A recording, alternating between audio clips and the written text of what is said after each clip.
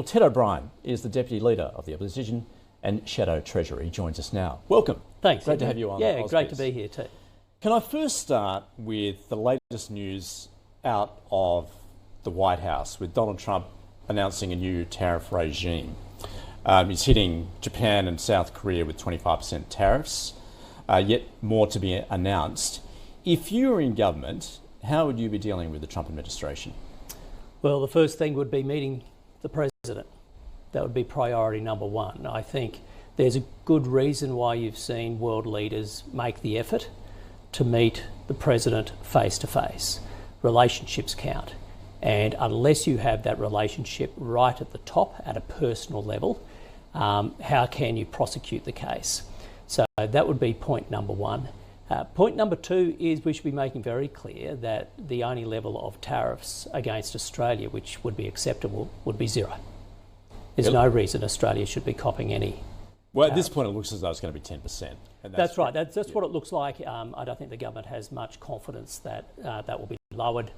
And so, I mean, let's wait and see if we do receive a letter saying otherwise. But it does make it very difficult when you do not have a relationship like other world leaders do with the President of the United States. There's no doubt that the introduction of tariffs against Australia defy our long-standing relationship with the US. It also defies our free trade agreement with the US. And even the usual criteria the US is placing on imposing tariffs, well, Australia actually shouldn't be having any tariffs put against it at all. Nevertheless, we don't have that relationship, and that should be the priority, I believe. What are the bargaining chips that Australia has to use, be it rare earths or other perhaps minerals? Oh, well, there's no doubt that critical minerals are key to it. But ultimately, I think just the prosecution of the case, that this defies the free trade agreement. It is not in the interests of the relationship. I don't believe it's in the interest of the United States, by the way. But again, unless you have that relationship, Andrew, it's very hard. We do know that the President is a negotiator and he likes doing deals. If you can't have a face-to-face relationship, you're not in a position to actually try to do such a deal to make sure Australia's case is prosecuted to the full extent it should be. Well, let's talk deals at home with a focus on the government's proposed super tax on those thresholds above $3 million. Yeah.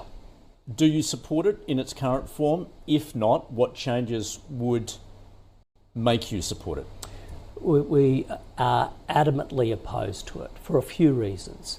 Firstly, we think that this super tax is effectively a tax on aspiration. It's a tax on investment. It's a tax on growth. It is going to be younger Australians in particular who will be hit by this tax over time, and that is because it has not been indexed and the government does not plan on indexing it. So your average income earner today in their 20s, they will be stung by this tax, despite the government claiming they will not be. That is untruthful, it is unfair, and it is going after younger Australians as they try to save for their retirement. Secondly, the fact that the government's trying to go after taxing unrealised capital gains. This is a very dangerous move. It crosses a red line in Australian tax law, and it sets a precedent. To basically tax an investor for returns that haven't been made is a dangerous step. And I find it hard to see any credible economist across the country thinking it's a good move, and it will only lead to an extension of that new tax principle of taxing paper profits, a theoretical gain in other areas. All right, how would you structure it then to get it across the line? We wouldn't do it, period. Wouldn't do it, period.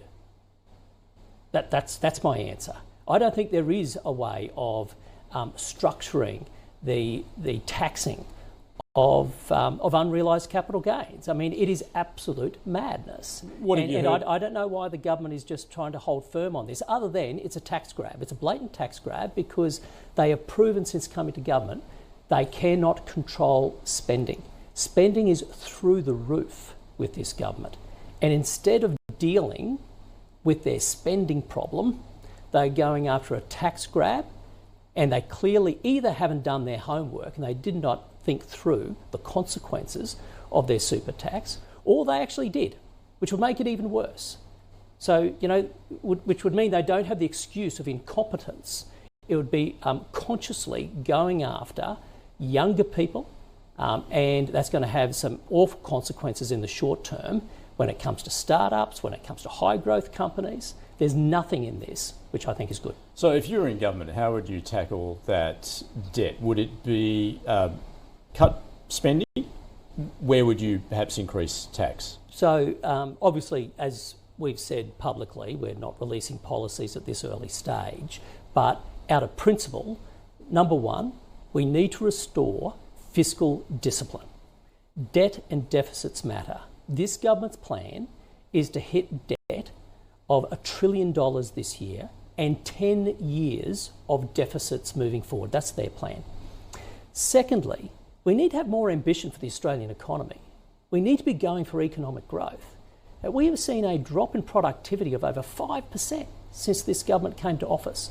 And there is nothing in their plan which is actually looking to grow the Australian economy. I mean, industries are collapsing, businesses are closing, investment is down, productivity is going backwards.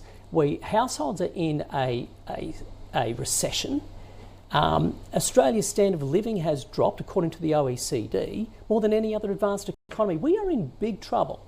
And so the government, though, is not going for growth, and it's not having any discipline when it comes to fiscal responsibility, and that's our key criticism. Well, speaking of productivity, you have been invited to the government's economic reform roundtable, where productivity is number one on that list. What will you likely contribute? What would be the best result out of that roundtable, do you think? The best result would be that the Treasurer stands by his word. Now, whether or not he does is another story. So I have been issued an invitation and I have accepted on behalf of the coalition. The Treasurer has made it clear he will be open-minded and non-ideological on looking at economic reforms to drive productivity. But since then, we've had it confirmed from the Prime Minister that, well, industrial relations is off the table. We heard from the Prime Minister the other day, GST off the table, which begs the question, well, are they really open-minded or are they ideological? Well, you said... Time will tell. So my view is I will give the Treasurer the benefit of the doubt for now, which is why I'll attend. But I expect honesty in the problems we need to face as a country. Honesty of those things I talked about: debt, deficits, productivity, lack of investment. We've got the public sector crowding out the private sector. So long as we are honest and the Treasurer is honest, and then if he's true to his word that everything's on the table, okay, put everything on the table and let's see how the discussions go. To that point, I see that you've appointed Stephen Hamilton as your top economic policy advisor. Now, he's advocated cutting income tax and company tax and broadening the GST. Is that what you'd like to see? So delighted to have Stephen on board, by the way, and I did a similar thing when I was in the energy portfolio. I went out in the energy portfolio and I didn't get myself a political advisor so much, but rather an engineer who knows the energy system inside out. Here I am now in the Shadow Treasury portfolio. I'm doing exactly the same with Stephen Hamilton, getting someone with demonstrable expertise. That, of course, doesn't mean you wholesale purchase every idea that somebody has thought about. But indeed, what he brings is an enormous amount of expertise and ideas. And there's nothing wrong with that. Indeed, I'm part of the Liberal Party, Andrew, and we believe that you need good, robust debate on ideas, on policy. I'm old school in that belief that good policy is good politics, and therefore we have to do the heavy lifting. We'll take our time to do it, but that means getting the right people around us too, who can think critically. Does it mean broadening the GST? It doesn't mean we're preempting any particular policy. So we will do the work, but we've been very clear, one, we need to be values-led with our policy. And what does that mean for the Liberal Party? It means we believe in opportunity, we believe in freedom, we believe that with effort comes reward, with rights come responsibility, we believe in equality, we believe in a fair go. We need to be future focused. We need to be looking about not just the next 3 to 6 or 9 years, We need to be thinking about Australia, the children of Australia today. What is Australia going to be like 2050, 2060? We need to be holistic like that, and we need to put the economy at the centre. That's our approach moving forward. Just before you go, bets are that the Reserve Bank is going to cut rates again today by 25 basis points. Is that a reflection perhaps that the economy is in a good place, in that rates are returning to neutral levels? I don't think anybody would seriously argue the Australian economy is in a good place. Not when productivity is going backwards, industries are closing, businesses are closing. If anything, I think this would be welcomed relief. Right now, you have the average mortgage holder paying around $1,900 more every single month on their interest payments. For those mortgage holders, if there is an interest rate cut today, then that will indeed be welcomed. But as the RBA, successive RBA governors have made clear, we have a problem with government spending in this country. And so this is a government spending-induced inflation problem we've been dealing with. This government has not stopped spending, but indeed the economy has stalled, and it does need some help. So I don't want to preempt what the RBA does, but here's hoping for mortgage holders.